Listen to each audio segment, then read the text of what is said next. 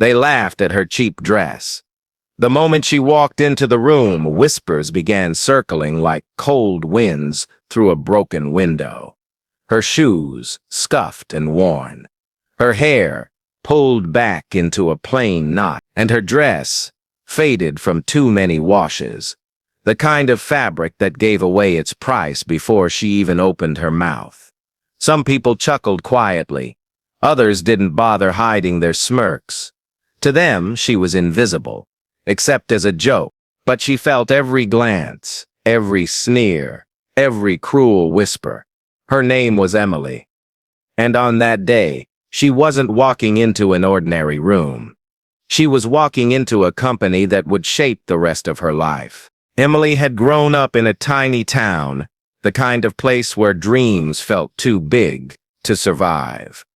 Her father worked long nights fixing cars in a garage that smelled of gasoline and grease, while her mother cleaned houses, her hands red and cracked from endless scrubbing. They didn't have much, but they had love, and that love gave Emily a kind of strength. She didn't yet understand. She was the first in her family to finish college. The diploma she held wasn't just paper. It was proof that impossible things could happen. But diplomas don't pay rent, and the city she moved to didn't care about her story. All it cared about was how much money she had, how polished she looked, and how fast she could prove her worth.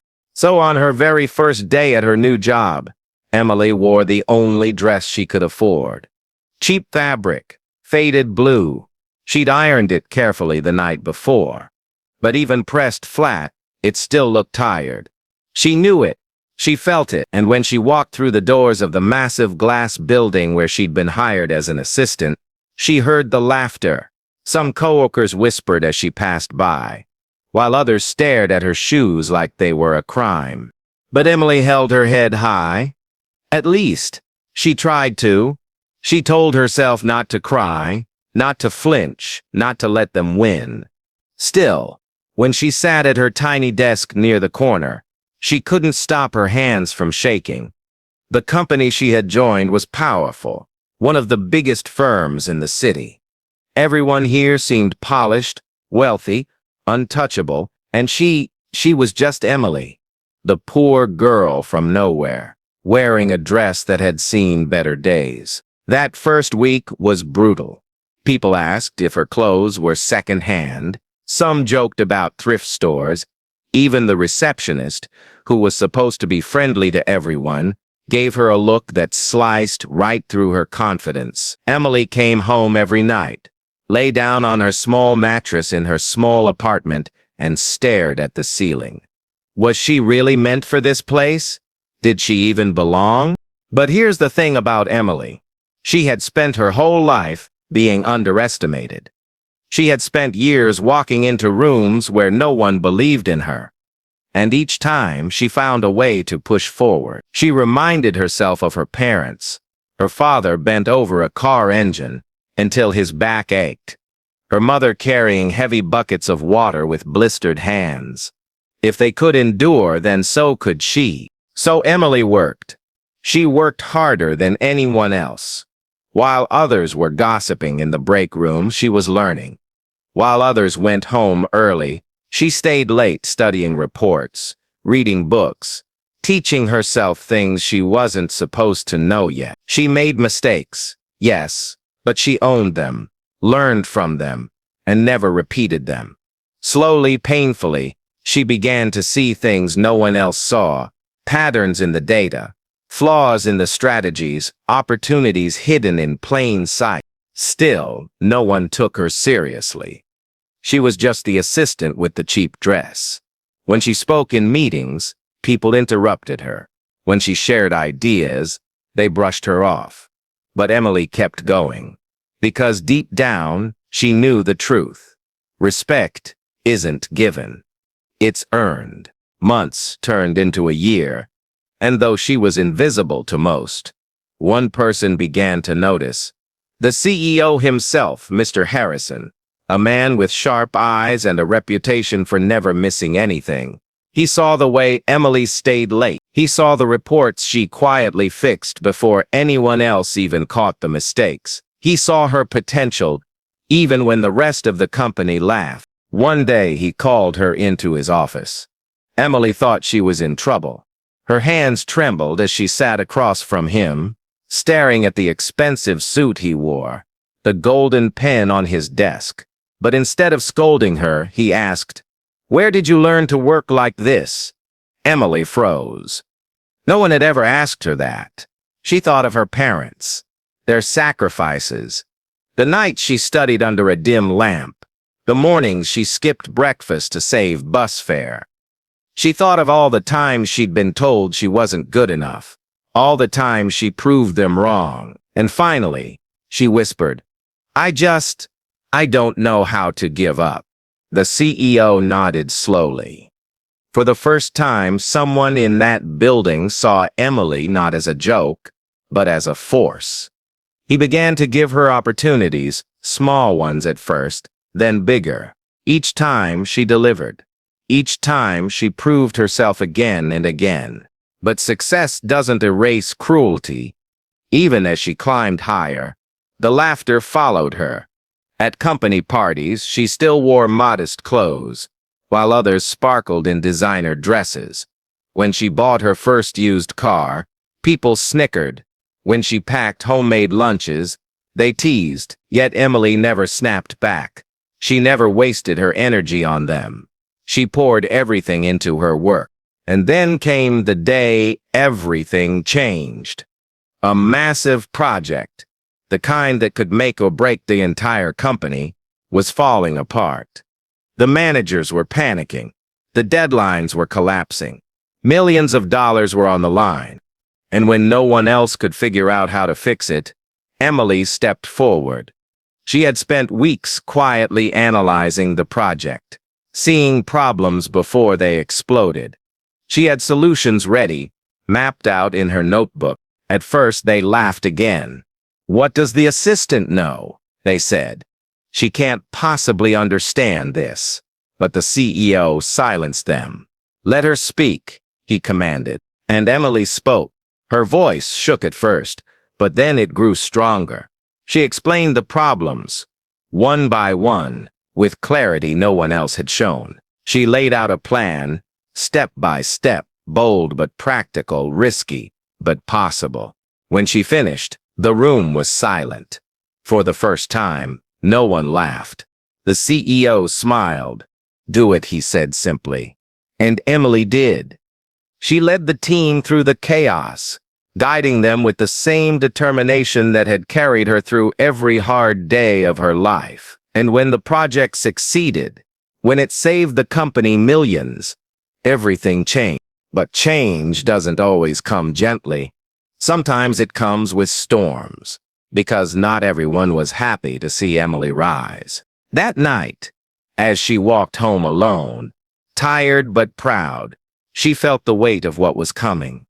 The laughter had turned into something else now, not just mockery, resentment. And deep inside, Emily knew the real fight was only beginning. The real fight was only beginning. Emily had proven herself once, but in the world she lived in, one victory wasn't enough. People who had laughed at her cheap dress now looked at her with narrowed eyes. Some of them felt threatened, others jealous. In their world, Emily was supposed to stay small, quiet, invisible. But now she had stepped into the light, and not everyone wanted her there. Whispers grew sharper. Rumors began to spread. Some said she had only succeeded because she got lucky. Others muttered that the CEO favored her for reasons that had nothing to do with talent. At lunch tables, her name became poison in conversations, spoken with bitterness and envy. Emily felt the shift. The laughter that once stung now turned into daggers of doubt. But she had lived through worse, and she told herself again, the same words that carried her through childhood, "I don't know how to give up." With each new project, Emily worked harder, delivered stronger, and proved herself again. But the more she rose, the more the resentment spread. Her cheap dresses had once been a reason for jokes. Now they became a symbol of the fact she didn't belong in their elite world. She doesn't even look the part. Someone sneered during a meeting. How can she ever represent this company? That night, Emily stood in front of her small mirror. She looked at the same faded dresses hanging in her closet, the shoes that were nearly worn through, the plain face staring back at her. For the first time in months, she wondered if they were right. Maybe she didn't belong. Maybe no matter how much she achieved, they would never accept her. Tears burned her eyes. But then she thought of her mother. She remembered how her mother once told her, "Clothes don't make you strong, Emily. Your heart does. Your mind does." They can never laugh that away. So Emily dried her tears. She ironed her dress. And the next day, she walked back into that building with her head held higher than ever before. Years passed. Emily's rise was no longer a rumor. It was undeniable. She became a leader, managing teams, guiding projects, and saving the company from collapse more than once. The CEO trusted her completely, often calling her the backbone of the company. And slowly, piece by piece, the people who had laughed began to fall silent. Respect doesn't come all at once. It grows, brick by brick, until the very walls of doubt come crashing down. Then, one day, the announcement came. The CEO was retiring. He had built the company from the ground up, but now he was stepping aside. Everyone waited eagerly to hear who would take his place. Most assumed it would be one of the long-time executives, men who wore expensive suits and had powerful connections. Emily didn't even let herself dream of it. She knew her place, or so she thought. But when the day came, the CEO stood in front of the entire company, his voice calm and steady. "I have spent my life building this," he said, "and now I must pass it on. I don't choose based on wealth or looks or status. I choose based on heart, based on strength, based on vision, and that is why your new boss will be Emily." For a moment, the room was frozen. No one breathed. And then the applause began. Hesitant at first, then louder, then thunderous. Emily, the girl they once mocked for her cheap dress, was now the head of the company. But Emily didn't hear the applause. She only heard the sound of her father's tired hands turning wrenches in a dusty garage. She heard the sound of her mother scrubbing floors. She heard the echoes of laughter from her first day, the sting of shame, the whispers of doubt, and she realized all of it had led her here. Every struggle, every scar, every moment she thought she couldn't go on. The next morning, Emily didn't arrive in an expensive suit. She didn't show up dripping in jewelry. She walked into the office in one of her same modest dresses, clean and pressed, and sat in the big leather chair that was now hers. Some people still judged her, still doubted her, but it no longer mattered, because power wasn't in the fabric of her dress. It was in her heart, her work, her resilience. From that day forward, Emily led differently than those before her. She treated everyone with kindness, from the janitors to the executives. She noticed the quiet workers no one else saw, the ones staying late, fixing mistakes, carrying the weight of others. She lifted them up, gave them chances, believed in them. She built a company not on fear but on respect, and slowly, she transformed it into something greater than anyone had imagined. And yet she never forgot the laughter. Not out of bitterness, but as a reminder. A reminder that no one should ever be judged by the clothes on their back, but by the fire in their spirit. Years later, when young interns joined the company, nervous, shy, and often wearing clothes that didn't quite fit the glittering halls, Emily would walk up to them, smile warmly, and say, "I see you. Don't worry about what you're wearing. Just show me what you can do." And in their eyes, she saw her younger self, trembling in a cheap blue dress, holding on to hope like it was the last thing she had. The story of Emily spread far beyond the company walls. It became a quiet legend in the city, told in whispers that carried both awe and inspiration. Because she had done the impossible, she had turned laughter into silence, doubt into respect, and pain into power.